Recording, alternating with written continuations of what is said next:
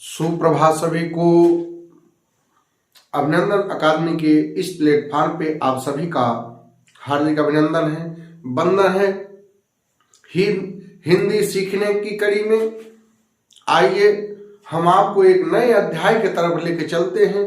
नए अध्याय की शुरुआत करते हैं। समान हिंदी का एक बहुत महत्वपूर्ण पाठ जो आप बचपन से लेकर जब तक आप सफल नहीं हो जाते, अर्थात भारत देश की सबसे बड़ी एग्जाम परीक्षा आईएएस तक, बचपन से लेकर आईएएस के एग्जाम तक वेरी इंपॉर्टेंट एक पार्ट समान हिंदी का एक पार्ट है पर्यायवाची शब्द, जो आपको आजीवन आपके काम आएगी। हम लोग व्यवहार में जिस चीज का प्रयोग करते हैं, आज ये हम उसी की आज चर्चा करते हैं। पर्यायवाची शब्द को हम लोग जानेंगे कैसे, समझेंगे कैसे, परिभाषा क्या है, इसके विषय में आज चर्चा करते हैं। सबसे पहले परिभाषा की अगर चर्चा किया जाए, आप देख सकते हैं सुविधा के लिए लिख दिए हैं, समान अर्थ का बोध कराने वाले शब्दों को पर्यायवाची शब्द कहते हैं। समान अर्थ, समानार्थी, ऐसा शब्द जो सेम टू सेम हो। समान अर्थ तो एक के बदले एक, अर्थात समान अर्थ का बोध कराए, उसे क्या कहते हैं? समानार्थी कहते हैं। उसे समानार्थी कहते हैं, पर्यायवाची शब्द कहते हैं। इसके अन्य कई नाम हैं। पर्यायवाची को समानार्थी भी कहा जाता है, समानार्थक कह सकते हैं, एकार्थक कह सकते हैं, एकार्थी कह सकते हैं, पर्याय कह सकते हैं, प्रतिशब्द कह सकते हैं।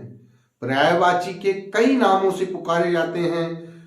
पर्याय, पर्यायवाची, समानार्थक, समानार्थी, एकार्थी, एकार्थक, प्रतिशब्द, इतने नामों से पुकार सकते हैं। सुविधा के लिए आपको लिख दिए हैं, समान अर्थ का बोध कराने वाले शब्दों को पर्यायवाची शब्द कहते हैं। पर्यायवाची शब्द का अन्य नाम है समानार्थी, समानार्थक, एकार्थी, प्रतिशब्द या पर्याय शब्द कहते हैं। अब सबसे महत्वपूर्ण बात यह है, पर्यायवाची को हम लोग पढ़ेंगे कैसे, समझेंगे। पर्यायवाची अथाह है, पर्यायवाची अथाह है। जो चुनिंदा है उनको हम कैसे निकालेंगे, मक्खन क्रीम को हम कैसे निकालेंगे, आइए हम देखते हैं। उनको पढ़ने के किस ढंग से पढ़ेंगे। सबसे जो बार बार जो पूछी जाती है एग्जाम में, जो पर्यायवाचियां बार बार आपके एग्जाम में पूछी जाती हैं, आइए उन पर्यायवाचियों को किस एंगल से हम, किस आधार से पढ़ेंगे। पर्यायवाची संबंधित महत्वपूर्ण तथ्य, पर्यायवाची संबंधित महत्वपूर्ण तथ्य, वो कौन कौन तथ्य हैं जिसके माध्यम से हम ओरिजिनल पर्यायवाची तक पहुंच सकते हैं। पहला है प्रकृति से संबंधित पर्यायवाची। प्रकृति से जो संबंधित पर्यायवाचियां होती हैं, चाहे समुद्र हो, चाहे जल हो, चाहे पानी हो, चाहे अग्नि हो, ठीक, जो भी हो, पर्वत हो, पठार हो, ये सब जो प्रकृति से संबंधित है वेरी इंपॉर्टेंट होती है, बार बार पूछी जाती है। दूसरा, देवी देवता से संबंधित, जो देवी देवता से संबंधित पर्यायवाचियां होती हैं, चाहे विष्णु को हो, चाहे शंकर भगवान को हो, चाहे प्रभु श्री राम को हो, चाहे लक्ष्मण को हो, चाहे किसी देवी का हो, चाहे दुर्गा का हो, चाहे पार्वती का हो, तो ये सब पर्यायवाची, चाहे मां सीता का हो, बार बार पूछी जाती है। इसको ध्यान देने की जरूरत है। परिवार रिश्तों से संबंधित, परिवार रिश्तों से संबंधित, जैसे माता का पर्यायवाची, पिता का पर्यायवाची, भाई पर्यायवाची, बहन की पर्यायवाची, ठीक, ये सब बार बार पूछी जाती है। ठीक, पशु पक्षी से संबंधित, पशु पक्षियों से संबंधित, तोता की पर्यायवाची, कौवा की पर्यायवाची, शेर की पर्यायवाची, हाथी की पर्यायवाची, ठीक, ये सब बार बार पूछे जाते हैं। समाज से संबंधित, जो समाज में घटित हो रहा है, समाज में जो वेरी वेरी इंपॉर्टेंट चीज है, उसको हम इसमें समाहित किए हैं। इन सब ये तरीके हैं। अब आते हैं अगले पार्ट पे। चलिए अगले पार्ट पे आते हैं। अब ये तो हो गया, जैसे प्रकृति की बात करें, प्रकृति के एक दो उदाहरण, प्रकृति की पर्यायवाची के एक दो उदाहरण समझते हैं। जैसे एक जल, छित जल पावक गगन समीरा, पंच तत्व से बना शरीरा। आइए इसकी बात करते हैं। देखिए हम सुविधा के लिए इसीलिए लिख दिए हैं, समय कम लगे। जल, हम जैसे प्रकृति की बात करें, जल अर्थात पानी। पानी की पर्यायवाची बेटा बहुत इंपॉर्टेंट, वेरी इंपॉर्टेंट पर्यायवाची है। पानी के पर्यायवाची वेरी इंपॉर्टेंट है। पानी के पर्यायवाची देखा बात किया जाए, नीर, वार, तोय, अम्ब, पय, सलिल, उदक, जीवन, अमृत, अम्ब, मेघपुष्प, सर्वमुख, रस, पात, अप, सारंग, आब, पानीय, घनरस, संबर, उड, अपक। इतनी पर्यायवाचियां आपको पानी की मिलेगी।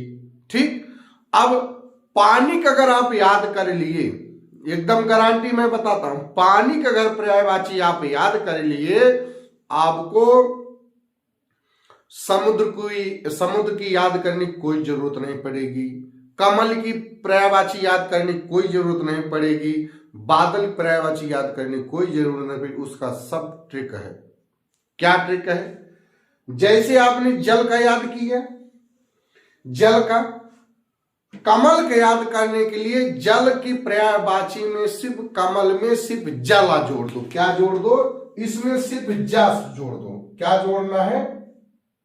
इसमें सिर्फ एक शब्द जा, इसी को जोड़ दो बस।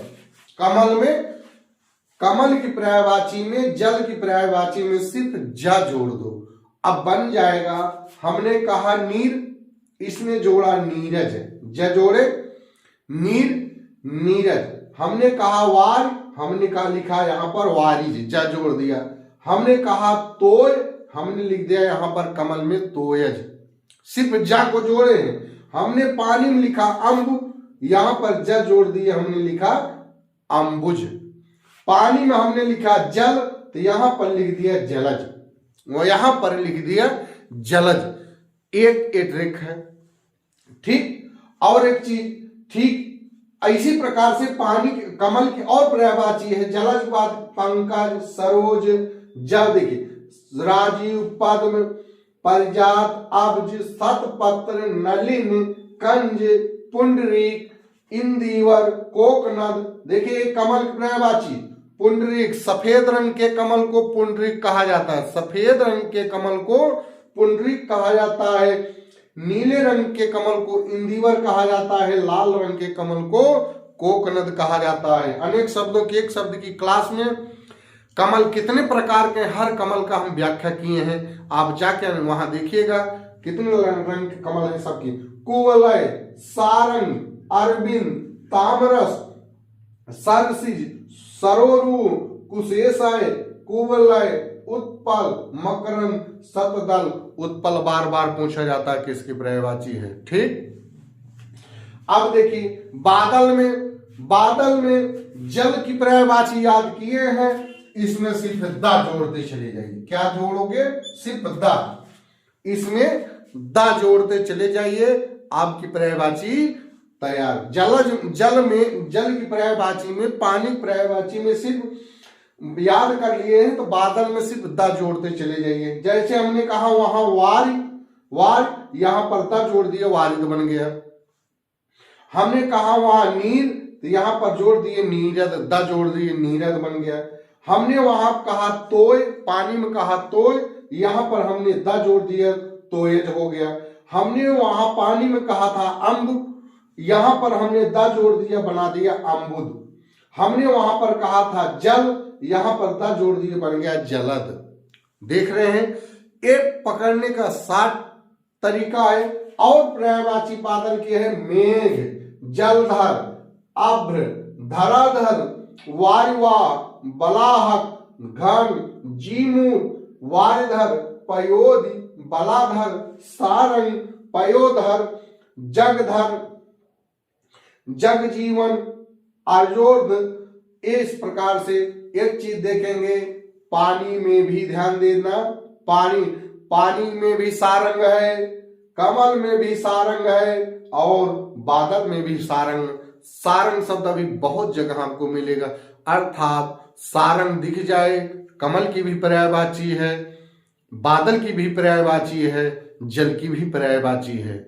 इस प्रकार से हम लोग अगर आप बात करें आगे समुद्र की भी, ठीक इसी प्रकार समुद्र में सिर्फ धी जोड़ दीजिए, समुद्र में सिर्फ धी को आप जोड़ देंगे तो समुद्र, जल में नीरधि, वारिधि, तोयधि, अम्बुधि, सिर्फ ठीक ऐसे जोड़ते चले जाएंगे तो क्या बन जाएगा, वो समुद्र की पर्यायवाची बन जाएगा।